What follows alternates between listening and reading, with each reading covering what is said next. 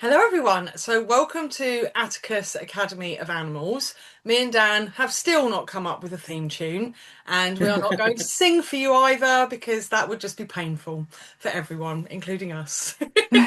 So yeah, no theme tune yet. But we do have the amazing Caroline from Bentley and Bear coming to talk to us about holistic cat grooming, which I've been so excited about, and I have just had a bit of a chat with Caroline about it because it just really is something that I think not a lot of people have heard about and sort of know about. So, can you introduce to us what is meant by holistic grooming? What is it? And what is grooming cats as well? Because so many people don't even think about grooming cats, do they? It's all dog. Mm, That's all you hear Yeah, about. obviously, cats and dogs both have fur, hair, and with that comes potential complications. So they both need grooming. It's a myth when people say cats don't need grooming, they groom themselves. So in terms of holistic grooming, so I think probably everyone that watches this knows that holistic means the whole animal in this case. So I'm considering their emotional state, their physical comfort or discomfort, their behaviour. So the process becomes, or I try and make it as stress-free as possible and supportive for them as possible. So yeah, that's holistic Wow. cat grooming. Yeah. I love Yeah, it. I mean, being a behaviourist, that's obviously sort of emotions is always what I'm interested in. And Mm. with grooming, that's always been, it's really difficult for groomers, isn't it, to take that into account, but still do their job properly because but there's a real It's generally movement, not isn't there, with, taught. I think when you learn to, when you do your training to be a dog groomer, particularly, you know, when you then learn to be a cat groomer, you do learn more about behaviour, I feel. But I think in the dog grooming arena, particularly, the behaviour side of thing is really scamped, and it needs to change really. yeah, Yeah, absolutely. yeah. Yeah. Yeah, how uh, can you work with an animal, or as I say, people work on an animal, without considering all these different aspects? Yeah. It doesn't make sense. No, and no, it are doesn't. there any big differences between grooming a dog and a cat? Well, obviously the handling skills are completely different.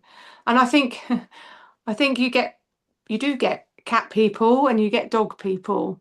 As I was just saying earlier before we started the video, you know, you my mind's going blank.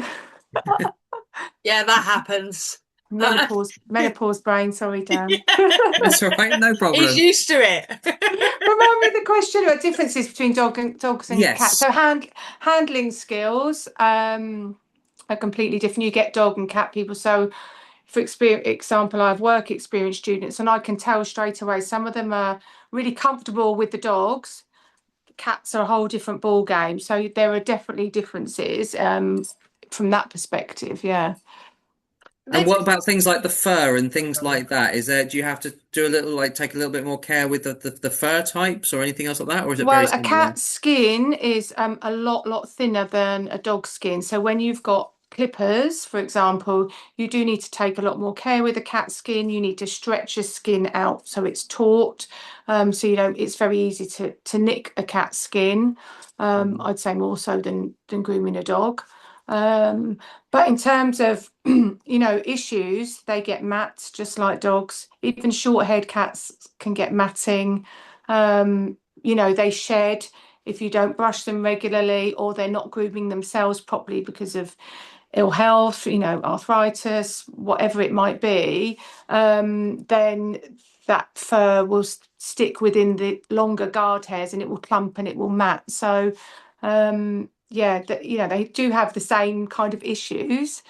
They also get very dirty, they get very greasy, just like dogs do. So, yeah, That's such an yeah. important point as well, isn't it, with the when to groom? Because I can imagine people go through years possibly with a cat and their cat not seeming to need to be groomed because they're grooming themselves really well. And then, as you say, get start getting arthritis, start getting pain, and actually not being able to groom is one of the first kind of indicators that animals can be Yeah, ill, aren't they? And it's yeah, often missed, isn't it? yeah, it It's really not is. And I think seen. when cats get to, I'm not sure of the exact age, I want to say it's about 11. But they tend to, I think it's something like 80% of cats become arthritic. So a lot of, Yeah. a lot of cat owners that I see don't even realise that. So the chances are the elderly cat that I'm dealing with on my lap is probably going to be arthritic. So another reason for me to, to use gentle handling skills. I tend to groom on my lap, um, as opposed to grooming on a table. I just find that I can feel the cat's energy. They can feel mine if I'm calm, which I am generally, and also confident in my handling. I think they feel more secure and like, okay, I'm here. A much more natural position, isn't it, than plonking them on a table? I mean, how many times have they been plonked on tables? Whereas Yeah, cats are quite often used to being on people's laps, aren't they? And yeah. interacting with people. And so, yeah, it makes sense. I think when you're trying to remove matting, I can just lift a leg or something just to maneuver the cat slightly. They're not on a hard surface. It's not to say that I never table groom, but it's probably 1 in 50. Yeah. It's very rare that I ever use the table, to be honest with you. And I like the fact that I can feel their energy. I know when they're going to move. Um, you know, a cat will utilize every muscle in its body. I think they're one of the only animals that use every muscle in their body to jump. So, they put everything, if they're going to go, they're going to go. So I can feel that, whereas Mhm. if it was on a table, I perhaps wouldn't be able to feel it as quickly. So, Well, and it would be more dangerous for them as well, wouldn't it? If a cat's got arthritis and they're jumping off of a table, I can imagine the slipperiness of a table and things could make it worse, yeah, couldn't it? So yeah, I can yeah. imagine they feel a lot more stable actually on your Mm. lap, don't they? Yeah, I do even sometimes sit on the floor with with my legs out straight and the cat, on my legs there. So, yeah, yeah. The arthritic cats, you do see a lot of them. You Yeah, it's know, the same with dogs. It's often seen without people realizing that they're dogs. I think with dogs, it's the age of 8, I think, and 80% of dogs have got arthritis, and we just don't or notice, do similar. we? This is the problem. We don't Mm, notice until it's got so bad that they're limping or they're yeah, holding a paw up. And actually, simple things like you were saying, like not grooming and mm, mm, not being able to maybe get up as quickly or being a bit slower, those sort of signs are much sort of yeah. the earlier signs, It aren't they? really is. I think one of the first signs. On my cats, the hips. That's a really common place that cats get matted, and they can't bend around to lick themselves to groom the coat Yeah. properly. So yeah, then they come to me, and then and obviously the first thing I say is, have they been vet checked? You know, and quite often people will say, oh no, my cat's fine. There's no Yeah. issues, but there probably is. Yeah, There yeah. probably is. So how Yeah. often do they need grooming, Caroline? I'm like, does that depend on breed of cat or age or anything like that? Or is there kind of a So standard? with cats, I tend to say every 8 to 12 weeks as a guide. Yeah. I have a cat, a Maine Coon that comes to me every 3 weeks. Because he's a male stud cat. He does not take care of himself. He's not interested in taking care of himself because he's obviously a stud cat and is interested in doing other things. He's a Maine Coon. He's particularly greasy. He goes outdoors. He's tends to come in. He's got fleas. He's got ticks. He's the loveliest cat. I love him dearly, but he doesn't give a monkey's about his appearance or anything. So he comes as little as every 3 weeks. I think he's my most frequent client. Um, some come every 4 weeks for a bath. British short hairs. I see those quite regularly because they shed all year round. I think when people get a British short hair, they don't realise that the fact they think, oh, it's a short haired cat, they're going to be easy to maintain, but they're not. They're high maintenance. Um, Persians, they mat really easily. But with a Persian, you can quite often tease some of the hair out before it gets to the point where it's matted and it does need a shave. So yeah, I think every 8 to 12 weeks really as a Do they guide. need nails done as well, cats? Yeah, so that's another common misconception I always hear, if I put a post on Facebook, oh, cats don't need their nails clipping. However, if a cat, again, perhaps an arthritic cat, isn't scratching anymore and releasing those layers of keratin that you find shed around your house sometimes, then that nail is, or that claw is going to build up in thickness. The layers don't shed and it just gets thicker and thicker. So you get something, well, I call it thick claw. And sometimes the cats then can't retract their Right. claws. Wow. I see that quite a lot, particularly in elderly cats. Um, they are absolutely filthy dirty, some of them. Some of them grow really long and they've still got the point rather than the thick claw. They've still got that sharp point, but it will curve round, and like dogs, you get some dogs that have odd shaped nails and that will curl round and grow into their pads. It's the same with cats. So sometimes, if I've got an emergency and I've got to get that claw out of a cat's pad because they're not walking properly, they're in pain. So yeah, definitely Yeah. cats need nail clipping. Also, a reason why cat groomers do nails is probably the most obvious, safety. My safety. I had a conversation with a client today, a potential client, and I explained that I clip nails first. And he said, oh, my cat doesn't need nail clipping. I said, okay, I understand. Well, I'm happy to try without, but if I feel that your cat potentially might, freak out on me, then I'm going to clip the nails. And he said, okay, fine. And then in his next breath, he said, oh, my cat lashes out. So, you Yeah, know, I might clip their nails a bit first then. Yeah. yeah. So Yeah. it's one of those. But, I've got cats. I know that they're gentle. They're outdoor cats. I check their nails. They're fine and I leave them. But again, it's a safety thing, really. It's normally the first thing that I do. Yeah, And it's would I, would and I group see cats purely for nail clips. I see lots and lots of cats. That's just what people want. would grooming help with fur balls as well at all? Oh, 100%. Yeah, 100%. So we've got options. So we can bath a cat. Well, we can comb it out. We can do what I call a dry groom to help remove undercoat and stuff. So they've got then less hair that they're going to ingest with when they're licking themselves, cleaning themselves. So that will help. Um, but bathing a cat will also rid that cat of even more loose hair, loose undercoat, gets the coat in optimal condition. And then we've got styling options. So we've got something called a lion trim, which will take the cat's hair really short, quite close to the skin. So then the cat hasn't really got much hair to ingest at all. Or we've got something that we call a teddy clip, which is just taking the hair to a shorter length. I see quite a lot of rag dolls. They've got such big, fluffy, dense coats. And the cats are, I'm told time and time again, the cat is so much happier with a teddy clip. It's just short, it's less for them to manage, Mm. and less hairballs. So it can definitely help. Yeah, without a doubt. so interesting, isn't it? Yeah. So No, with no, your with your anxious, I mean, I know in dog grooming, there's a lot of sort of consent-based grooming sort of happening now, which I don't know how easy is with a cat either. I mean, I can imagine it's bloody difficult with a dog, to be honest.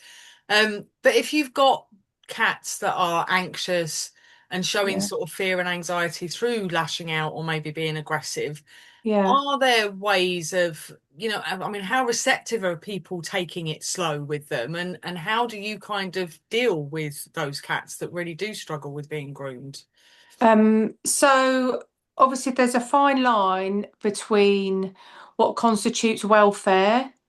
So we're talking about a cat that's in restrictive matting. He doesn't Yeah. want me to groom him. Maybe he's in discomfort. And it might be that the minute I start shaving that coat off and I can feel it, like I was saying about them being on my lap, they suddenly go, oh, she's, and I can just feel their whole demeanor change. This is okay, this is going to be okay, and they'll let me get on with it. But I had a cat yesterday who was really matted. The owner stayed and helped me with, because you do have to stretch out the back legs.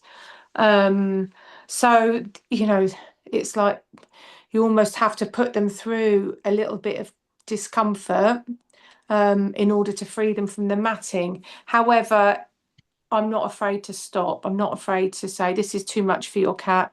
I'm obviously reading body language all the time. You know, if a cat starts panting, I'd absolutely stop. That's not good. It's not, stress can kill cats. So I don't want a cat to be stressed. However, I never say things are stress free about dog grooming or cat grooming. I'd love to, but I Yeah. try and keep it as low stress as possible for them. Um, Yeah, it's you really know, tough. It's the same as vets, isn't it? As you say, yeah. it's a welfare thing, and sometimes Yeah. there are things that, for their welfare we have Mm, to do. But I love like people like you that are going for that different approach, that we are going to keep it as low stress as possible. yeah. And I Mm, know I can imagine, is it a bit like with dogs? If you get people coming with kittens and going, I want my kitten to get used to you handling them, yeah. to Yes. teach them and to feel comfortable with you. And then you Yeah. can do consent-based grooming, Oh, can't you? 100%. Totally. Yeah. The main coon I had in earlier today is that, uh, he loves me. And I've groomed him since he was really young. So, um, and I'm trying to work with the owners, guardians, whatever, people want to call themselves. And I'm constantly trying to educate them. But some, like with dogs, cats live in busy households, or maybe the owners, might even be disabled. They can't groom their cats themselves. The cat maybe can't groom itself, so they do need the support of a professional. So, that's, where I step in really. Yeah. No, it's brilliant. Love it. Education is so important to general public. It's there's just been this is what we were saying earlier, there's just been this huge lack of it getting through to the households where the animals use it most. So Mm, it's great to hear that you're part of that education of people. So thank you yeah. for doing that as well. Oh, thank you.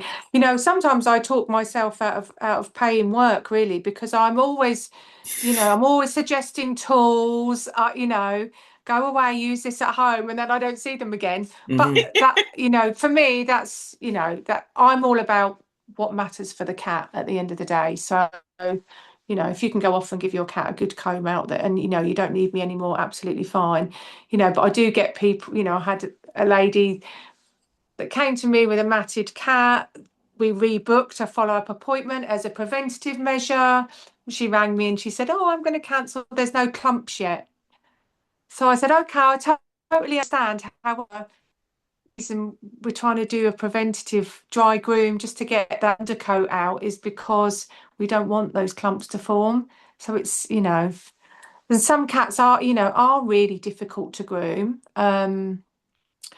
And high maintenance for the owners, and they won't let the owners do them. I'm actually writing a book at the moment about why your cat will let me groom them but won't let you, because that's probably the most common thing I hear. My cat doesn't sit like that for me. So it's just, it is all about educating It is. It really is, isn't it? educating It's people. yeah. I mean, hopefully one day people will get cats and dogs and take them to groomers.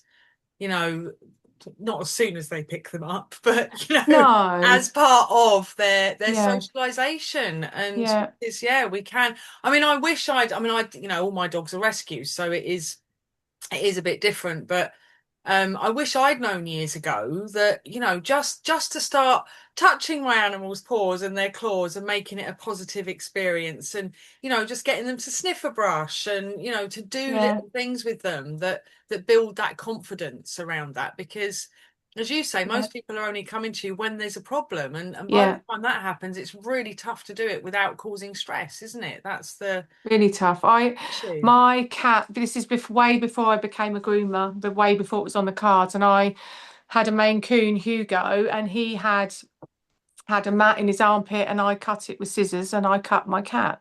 It was that simple. So I rushed off to the Mhm. vet. Oh, what have I done? And the vet said to me, never ever use scissors on a cat. And obviously I never have since, but I see that all the time. Oh, it's okay. I'll use the scissors. Oh, please don't. And Yeah, I I'm can guilty tell of them that with my exactly dog, why. actually. You know, But yeah, it is. It's yeah, so difficult, isn't it? It's mm, yeah, uh, it is. It is all about educating them. So what would Yeah. be your big if you could give just sort of two or three tips to people of, of what to do with their cats, including take them to a groomer's early.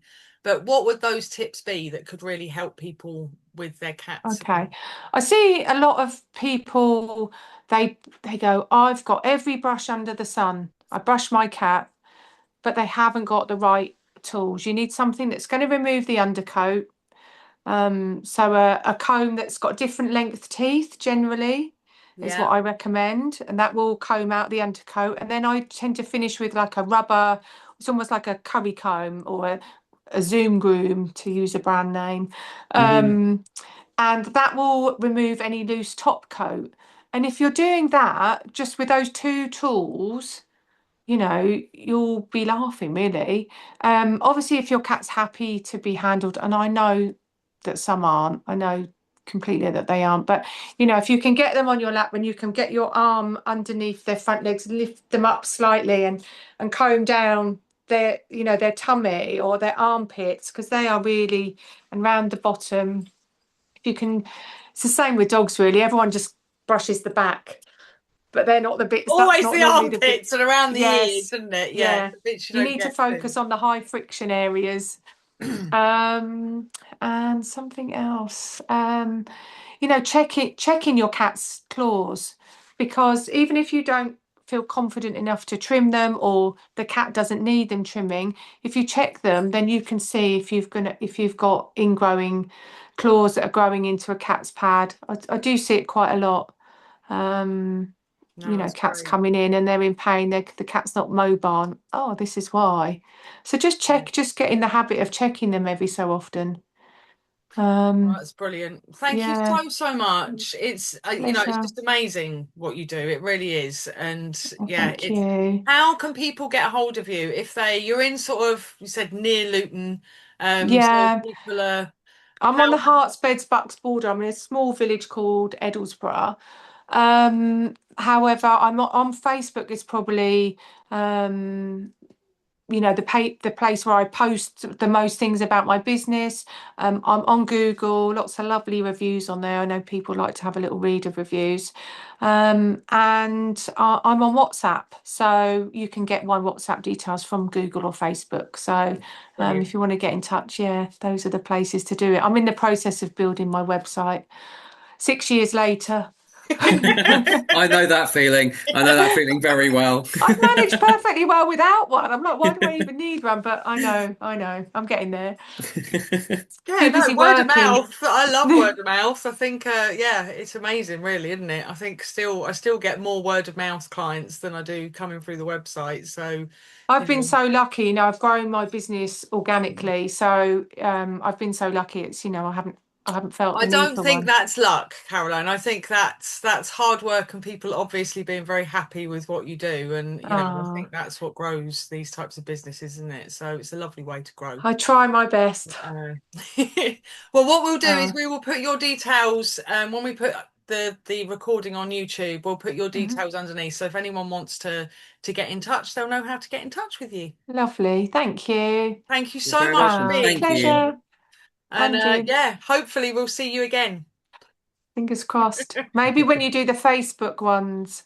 Yes. Yeah, Yes. Yeah. absolutely. Yeah, All right, my definitely. lovely. Brilliant. Thanks for turning up, guys. See you That's okay. soon. Take care. Thank you Bye. so Bye. much. Bye Bye. bye.